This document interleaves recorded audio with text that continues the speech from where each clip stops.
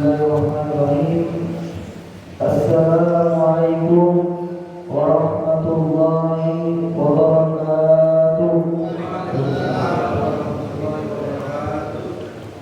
Alhamdulillah, alhamdulillahilladzi arsala rasulahu bil-huda wa dinil haqqi liyudhhirahu 'ala dini kullihi walau karihal musyrikun walau karihal kafirun. Wa asyhadu an la ilaha illallah wahdahu la syarika lahu wa asyhadu anna sayyidina wa nabiyyina wa habibina wa syafi'ina wa qurrata a'yunina wa nura qulubina Muhammadan abduhu wa rasuluhu la nabiyya ba'dahu. Allahumma shalli wa sallim ala sayyidina Muhammadin al-fatih lima ughliq wal khatim lima sabaq nasiril haqqi bil haqq wal hadi ila siratikal mustaqim wa ala alihi wa sahbihi haqqa qadrihi wa miqdarihi al-'azim.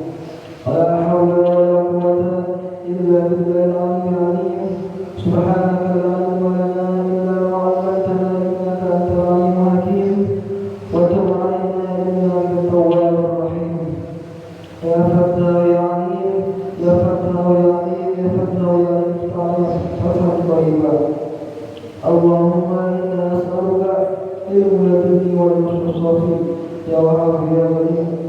Nawaitu ta'allum wa ta'lim wa tadabbur wa tadhkir wa nafa wa intifa' wa ifada wa istifada wa la tamassuk billah wa sunnati Rasulullah sallallahu alaihi wasallam wa du'a ala huda wa tadabbur ittiba'illah wa rahmatihi wa qurbihi wa ta'ala subhanahu wa ta'ala.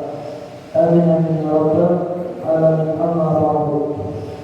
Segala puji dan syukur kehadiran Allah Subhanahu wa taala azza wa jalla yang selalu memberikan kita karunia-karunia, nikmat-nikmatnya maupun nikmat yang Allah berikan kepada kita nanti. Dan selawat serta salam yang selalu kita sampaikan, kita curahkan dari masjid yang mulia ini sampai ke maqam Nabi Muhammad sallallahu alaihi wasallam dan para keluarga-keluarganya, para zuriat-zuriatnya, para sahabat-sahabatnya dan para tabi'in, pengikut-pengikutnya hingga hari kiamat kelak nanti. Dan bapak-bapak dan ibu-ibu yang dimuliakan oleh Allah Subhanahu wa taala, alhamdulillah kita telah dikumpulkan di tempat yang mulia ini, yang barusan kita lalu melaksanakan sholat subuh berjamaah dan kemudian kita lanjutkan, kita berzikir kepada Allah Subhanahu wa taala, kita berselawat kepada Nabi Muhammad sallallahu alaihi wasallam. Mudah-mudahan seluruh amal ibadah kita, amal baik-baik kita, mudah Allah Subhanahu wa taala terimanya, dan mudah-mudahan Allah berikan kita kesehatan walafiat, diberikan kekuatan untuk beribadah kepada Allah Subhanahu wa taala. Dan mudah-mudahan segala hajat dan doa-doa kita Allah kabulkan. Dan mudah-mudahan Allah Subhanahu wa taala panjangkan umur kita, Allah berkahi umur kita. Dan mudah-mudahan Allah Subhanahu wa taala mudahkan segala urusan kita, maupun urusan dunia atau urusan akhirat. Dan mudah-mudahan Allah Subhanahu wa taala luaskan rezeki kita dan Allah berikan rezeki yang berlimpah. Amin amin ya rabbal alamin. Dan alhamdulillah bapak dan ibu yang diberkati Allah Subhanahu wa taala, kita dikumpulkan di tempat yang mulia ini, yang di tempatnya Allah Subhanahu wa taala, Baitullah, di masjid, dan dikumpulkan di waktu yang mulia, itu waktu yang mulia yang tertentu. Jadi tidak ada waktu-waktu yang tertentu. Nah, ini termasuk waktu yang mulia. Dan alhamdulillah kita dikumpulkan di tempat yang mulia, di waktu yang mulia. Nah, alhamdulillah insyaallah di pagi yang penuh berkah ini kita akan membahas tentang fadilah-fadilahnya. Fadilah salat jamaah dan fadilah-fadilah tentang masjid, bagaimana seseorang itu yang mengambil terkait dengan masjid, yang selalu sudah datang ke masjid. Karena apa? Kita membahas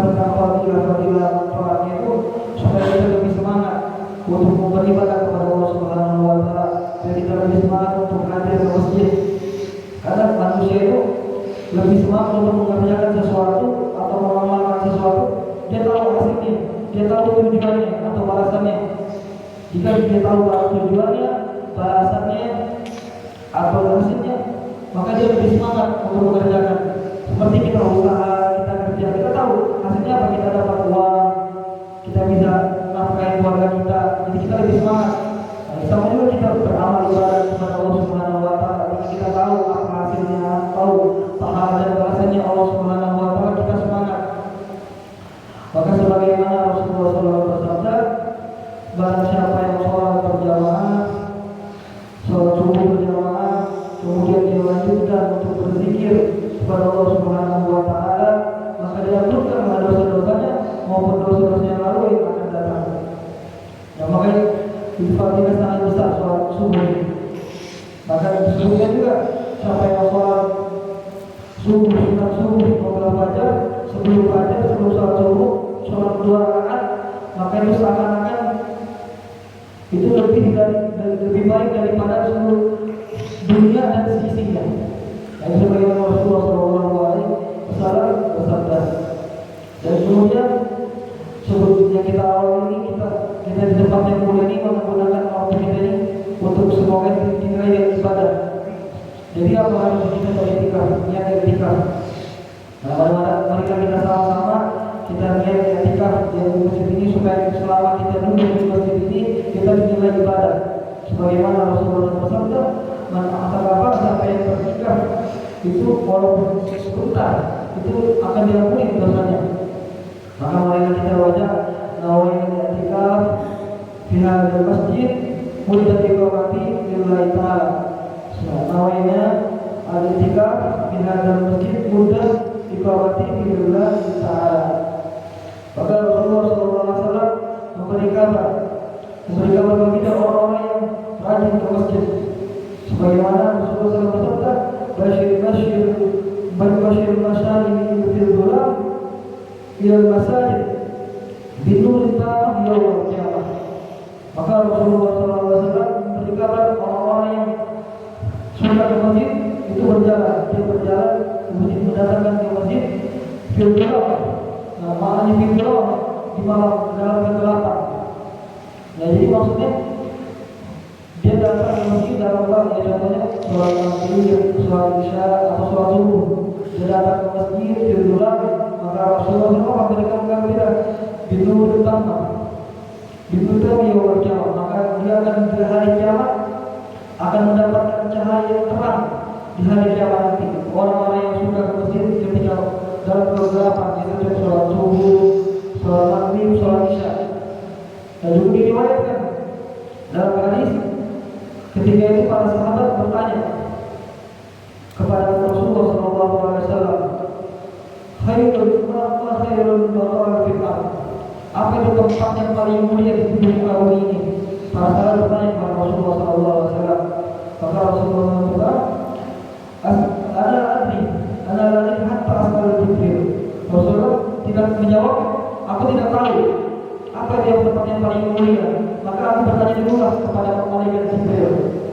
Dan kemudian malaikat Jibril, maka kemudian Rasulullah SAW bertanya kepada malaikat Jibril, ya malaikat Jibril, apa itu tempat yang mulia di muka bumi ini? Maka malaikat Jibril menjawab, la adri hatta as'ala Rabbika. Maka malaikat Jibril menjawab, aku tidak tahu apa tempat yang mulia ini. Maka aku bertanya dulu kepada Allah Subhanahu Wa Taala.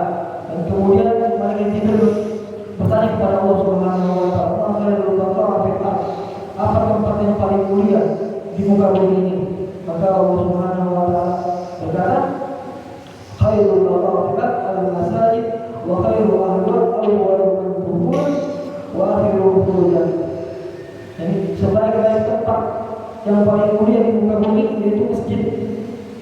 Wa khairul ahwal, dan sebaik-baik penghuninya itu siapa? Awwalul yang paling pertama datang di masjid, wa akhirul khurujan yang paling terakhir keluar dari masjid itu.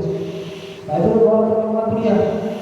Jadi orang tempat yang mulia di masjid, karena bagaimana firman Allah Subhanahu Wa Taala, bagaimana sabda Rasulullah SAW mengatakan, "Ahabul biladi ilallahi masajidha wa afdalul biladi ilallahi aswaquha." Tempat yang Allah Allah paling cintai. Dalam kota itu Allah paling cintai itu apa? Yang masjid. Dan Allah yang paling benci tempat apa? Yang pasar. Kenapa Allah Subhanahu wa Ta'ala lebih cinta di tempat yang mulai itu masjid? Kenapa? Karena hamba yang selalu dari dalam itu berzikir kepada Allah Subhanahu wa Ta'ala, menyebut nama Allah Subhanahu wa Ta'ala, bersalawat, beribadah, sholat, membaca Al-Quran. Nah, sedangkan pasar apa? Banyak kelalaian di sana. Jual belinya banyak, ada yang menipu, mungkin ada yang bermaksiat, atau ada yang berbohong, atau ada yang maling. Maka di situ Allah Subhanahu wa Ta'ala benci. Maka di situ dibilang Allah disebutkan dalam hadis, Abdul bila Allah yang paling benci tempatnya pasar. Dan juga para suami, para ulama mengatakan perumpamaan. Jadi al-mu'min fil masjid ka'anna tayr fi ka'anna fi muslim. Jadi para ulama mempermakan bahwa orang-orang mukmin, seorang mukmin itu ketika di masjid itu seakan-akan seperti burung yang di taman, yang berterbangan nyaman. Ketika burung di taman pasti berterbangan lebih nyaman. Dan al-munafik fil masjid ka'anna tayr fi sabr. Jadi seakan-akan orang munafik itu ketika di masjid dia seakan-akan itu seperti burung yang dalam sangkar. Jadi pengen keluar. Jadi pengen keluar terus. Nah, jadi itu perumahan-perumahan dari para ulama. Maka kemudian yang masjid ini, maka disebutkan juga saat berhubung al-mu'min dalam hubung. Jadi ada 3 benteng untuk orang mukmin ini. Itu apa? Yang pertama al-masajid, wa dzikrullah, wa tilawatul Quran. 3 benteng untuk seorang mukmin. Yaitu yang pertama masjid, cinta selalu masjid, datang selalu masjid, dan zikrullah, selalu menyebut nama Allah Subhanahu wa Ta'ala, dan membaca Al-Quran. Maka kata para ulama, jika salah satu di antara ada dalam seorang mukmin, maka insya Allah dijaga daripada godaan setan. Nah, jadi di riwayat yang lain, dalam riwayat maka disebutkan ketika itu Abu Hurairah radhiyallahu anhu, sahabat Rasulullah sallallahu alaihi wasallam, datang ke pasar. Maka beliau kabarin orang pasar, wahai saudara-saudaraku, apakah kalian tidak melihat warisannya Rasulullah sallallahu alaihi wasallam dibagikan di masjid? Maka para orang pasar itu langsung berebutan bergesa-gesa untuk datang ke masjid. Dan kemudian sampai ke masjid, mereka gara-gara warisan Rasulullah SAW, gak ada harta atau peninggalan Rasulullah SAW yang tidak dibagikan. Dan mereka protes kepada sahabat Rasulullah SAW, Abu Hurairah. Dan mereka datang, Abu Hurairah, wahai Abu Hurairah, kami tidak ada melihat warisan Rasulullah SAW dibagikan di masjid. Maka kemudian wahai Abu Hurairah bertanya kepada mereka, apa yang kalian yang lihat di dalam masjid itu? Maka mereka menjawab,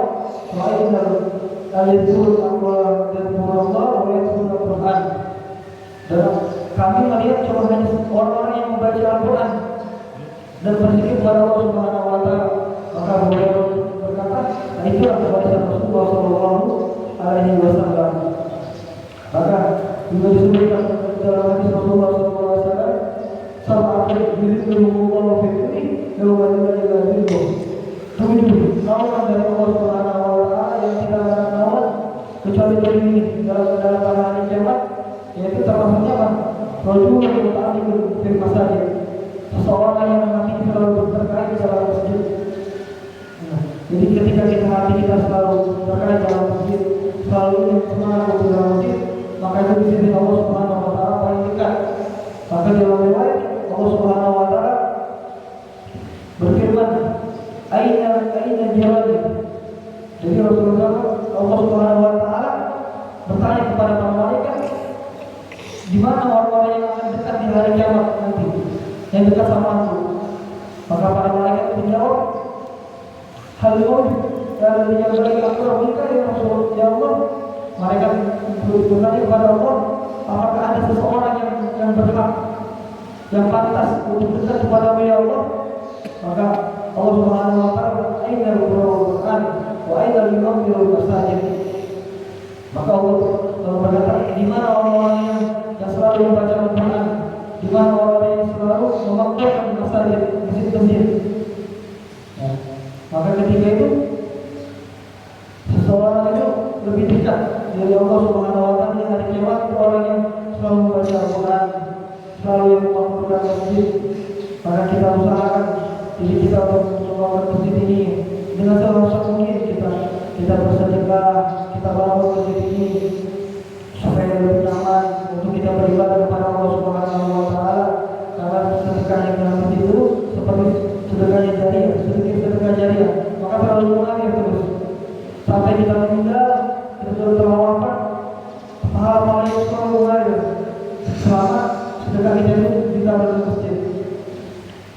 Nah, kemudian dari fadilah masjid itu, maka disebutkan dalam hadis Rasulullah SAW, "Majtama'a qaumun fi baitin min buyutillah yatluna kitaballah wa yatadarusuna bainahum illa hafazathum malaikah wa nazalathum rahmah wa ghashiyatuhum rahmah wa nazalathum sakinah wa dzakarallahu fi dzikrihi."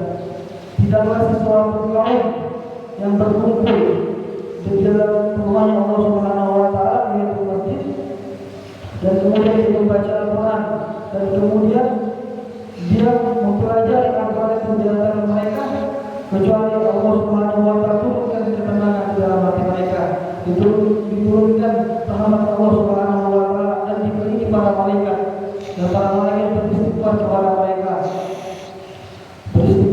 mereka, mendoakan mereka, dan wadzakarakumullah fi man indah. Dan Allah tersebut mereka satu persatu dipermuliakan bersama pemuliaan Allah Subhanahu wa taala.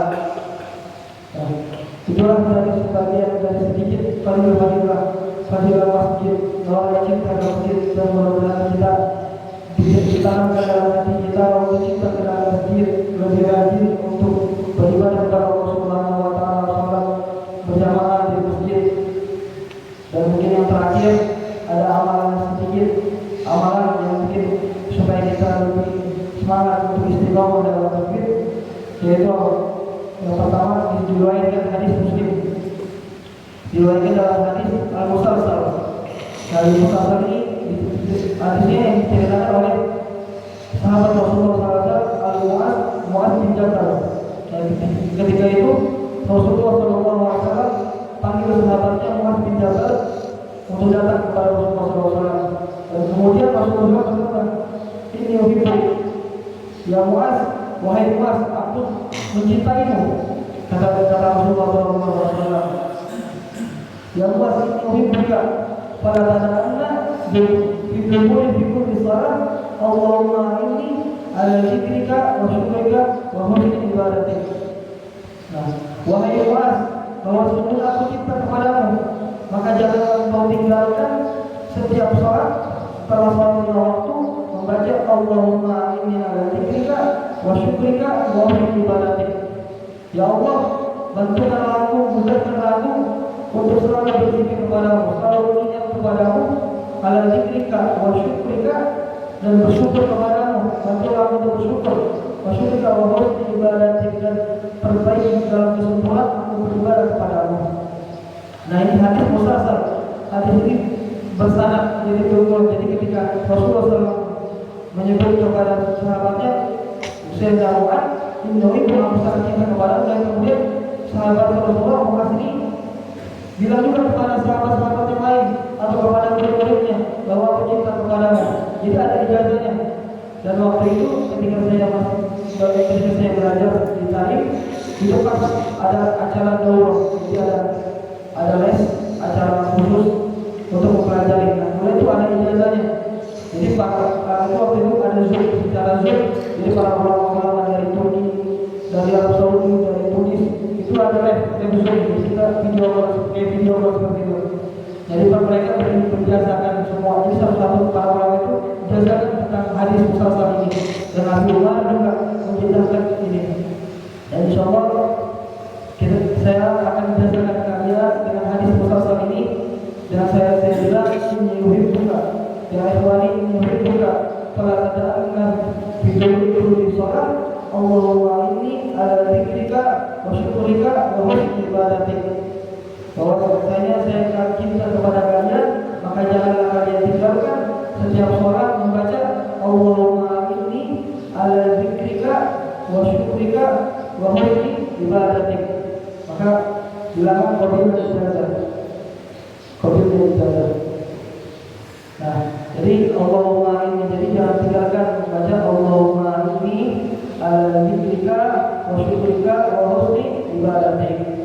Allahumma ini ya Allah, mudahkanlah aku untuk berzikir kepadamu, mengingat selalu kepadamu, wa dzikrika wa syukrika, selalu bersyukur kepadamu. Ya Allah, bantulah aku selalu bersyukur kepadamu. Wa husni ibadatik, dan sebaik-baiknya kita beribadah kepadamu ya Allah. Nah itu dan kemudian ada juga amalan yang itu berselawat kepada Rasulullah SAW yang minimal di pagi hari 10 kali, di pagi dan 10 kali di malam hari. Ini minimal 10 kali. Selawat apapun, mau selawat yang panjang Allahumma shalli ala sayyidina Ibrahim, yang panjang atau Allahumma shalli alaihi, Allahumma shalli ala Muhammad, Allahumma shalli ala sayyidina Muhammad wa ala sayyidina Muhammad, sebarangnya, sebarangnya yang penting selawat kepada Nabi Muhammad SAW minimal 10 kali. Minimal 10 kali di pagi hari, 10 kali di malam hari. Nah itu kata Nabi SAW, barang siapa yang berselawat kepadaku minimal 10 kali di pagi hari, 10 kali di malam hari, maka dia akan orang-orang yang akan mendapatkan syafaat di akhir kiamat. Dan mudah-mudahan kita semua termasuk dari mendapatkan syafaat Rasulullah SAW, mengamalkannya minimal 10 kali di pagi hari, 10 kali di malam hari. Dan kemudian membaca ayat kursi. Kita selalu ingat membaca ayat kursi.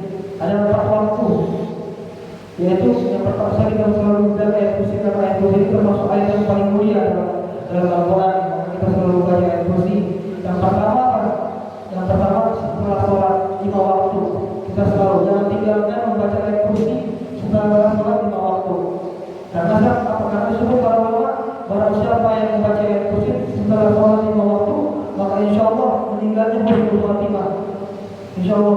Dan barang siapa yang meninggal husnul khatimah, maka pastinya termasuk surga Allah Subhanahu wa Ta'ala. Maka yang pertama, membaca ayat kursi setiap sholat, itu jangan ditinggalkan. Dan waktu yang kedua itu sebelum tidur. Maka ajari keluarga-keluarga kita, anak-anak kita selalu baca ayat kursi sebelum tidur. Nah dikatakan dilafazkan, jadi jangan dalam hati. Jadi dibaca Allahumma la ilaha illa anta, itu sebelum tidur. Itu supaya apa? Supaya kita dijaga oleh Allah Subhanahu wa Ta'ala ketika kita tidur sampai kita bangun. Itu biasakan. Jadi waktu yang kedua itu sebelum tidur. Dan waktu yang ketiga ketika masuk dalam rumah. Nah, jadi ketika masuk rumah kita biasakan untuk membaca ayat kursi. Kenapa kita baca ayat kursi? Supaya kita dijaga oleh Allah Subhanahu wa Ta'ala, dijaga dari sihir, dari fitnah, dari godaan setan, dari jin, segalanya kita baca. Jadi kita biasakan ketika masuk rumah kita salam dulu, kita mulai salam, assalamualaikum. Habis kemudian baca ayat kursi, kemudian kita tambah lagi baca qul huwallahu ahad, surah Al-Ikhlas. Nah, kita biasakan ketika masuk rumah baca ayat kursi. Dan yang terakhir ketika keluar rumah. Jadi ketika kita keluar rumah kita baca ayat kursi. Buat apa? Supaya kita dijaga oleh Allah Subhanahu wa Ta'ala, diberikan perlindungan. Jadi ketika kita mau jalan, mau naik motor, mau naik kendaraan, naik mobil atau naik lain, kita jaga Allah Subhanahu wa Ta'ala, dijaga sampai balik ke rumah. Dan sampai membaca kursi, dijaga Allah Subhanahu wa Ta'ala sampai balik ke rumah. Nah, maka 4 amal ini, yang pertama apa waktunya? Yang pertama setelah sholat membaca ayat kursi, setelah sholat itu kita baca terus ayat kursi, jangan tinggalkan. Yang kedua sebelum tidur itu dilafazkan membaca ayat kursi. Dan yang ketiga ketika masuk rumah. Dan yang terakhir itu ketika keluar rumah. Maka kita insya Allah mudah kita dimudahkan untuk mengamalkan amal ini supaya dijaga oleh Allah Subhanahu wa Ta'ala, sehingga kita beristiqomah dalam kebaikan dan Allah Subhanahu wa Ta'ala. Jika kita kehidupan kita kepada Allah Subhanahu wa Ta'ala dan Rasulnya,